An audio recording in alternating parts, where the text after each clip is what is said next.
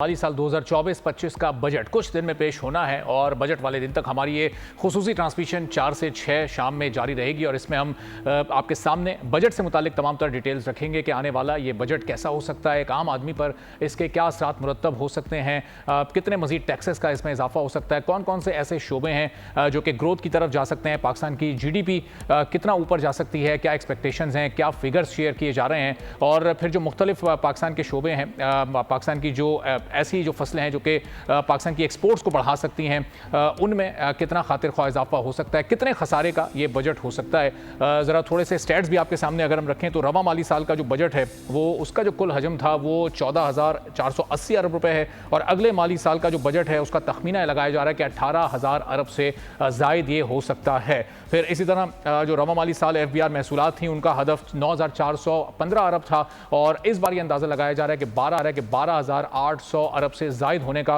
ये इम्कान है। और फिर जो नॉन टैक्स आमदनी का हदफ है रवा माली साल का वो 2,963 अरब रुपए है और नए माली साल में ये हदफ 3,200 अरब रुपए से जायद होने का इम्कान है। फिर इसी तरह जो दीगर अखराजात हैं उनमें भी इसी तरह से इजाफा होगा। तो जो कुल खसारा है बजट का वो कितना होगा, इस हुकूमत के लिए कितना बड़ा चैलेंज होगा इस बजट को बनाना और खसारे को कम से कम रखना। और शायद ये 7 या 8 तारीख को अनाउंस कर भी दिया जाता, लेकिन चूंकि वज़ीर आज़म और उनका वफ्द इस वक्त चाइना के दौरे पर जाने वाला है और ये दौरा भी बड़ा इंपॉर्टेंट है पाकिस्तान की ओवरऑल इकोनॉमी को लेकर, तो उनकी वापसी के बाद फिर एक ब्रीफिंग होगी और फिर इकोनॉमिक सर्वे जारी होगा और फिर उसके बाद बजट को अनाउंस किया जाएगा। तो ओवरऑल ये आने वाला बजट कैसा होगा, इससे हम कितनी उम्मीदें लगाएं, कल पर हम बात करेंगे। अली फरीद ख्वाजा साहब चेयरमैन है के ट्रेड सिक्योरिटीज़ के, मारे माशियात भी हमारे साथ मौजूद हैं। एहतिशामुल हक साहब सीनियर तज्जियाकार हैं, माशी उमूर पर बड़ी गहरी नज़र और ग्रिप रखते हैं, हमारे साथ मौजूद हैं। दोनों मौजूद मेहमानों का बेहद शुक्रिया। अली फरीद ख्वाजा साहब, एक ओवरव्यू इस बजट पर जो आने वाला है, कितने खसारे का ये बजट आप देख रहे हैं, इस बजट के आने के बाद क्या क्या तब्दीलियां रूनुमा हो सकती हैं? जी, सबसे बड़ी बात जो बजट की है वो ये है कि हम अपने रेवेन्यू कलेक्शन किस तरह बढ़ाएं। तो टैक्स के ऊपर जो है सबसे ज़्यादा फोकस होना चाहिए और उसी पे सारी नज़रें हैं कि क्या पाकिस्तान टैक्स रिफॉर्म सही तरीके से कर सकेगा, उन सेक्टर्स को टैक्स कर सकेंगे जिनको हमने कभी टैक्स नहीं किया, जैसा रियल इस्टेट है, जैसा एग्रीकल्चर है, जैसा रिटेल है। तो सबसे ज़्यादा जो सबसे इम्पोर्टेंट फोकस है इस बजट का वो रेवेन्यू साइड पर है और उसमें रेवेन्यू के अंदर टैक्स साइड के अंदर।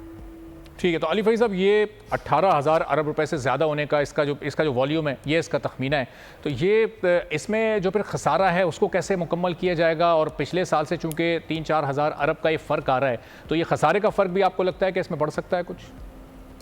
जी, जो डेफिसिट के जो नंबर है वो तो हमें IMF के साथ एग्री करना पड़ेगा और जो IMF हमें गाइडलाइंस देंगी कि कितना ज़्यादा डेफिसिट हो सकता है उसी पे ही हमें मेंटेन करना पड़ेगा। डेफिसिट को पूर करने की 3 जगह हो सकती हैं, 4। एक है कि आप फॉरेन इन्वेस्टमेंट इंक्रीज कर लो, दूसरा है रेमिटेंसेज इंक्रीज कर लो, तीसरा है कि प्राइवेटाइजेशन करके आप इन्वेस्टमेंट इंक्रीज कर लो और लास्टली है कि इंटरनल रेवेन्यू कलेक्शन जिसका मैंने जिक्र किया कि टैक्स किस तरह बढ़ सकता है उसको इंक्रीज करो। तो ये 4 जो पहलू है इसके ऊपर गवर्नमेंट काम कर रही है और उस पर इफेक्टिवनेस की ज़रूरत है।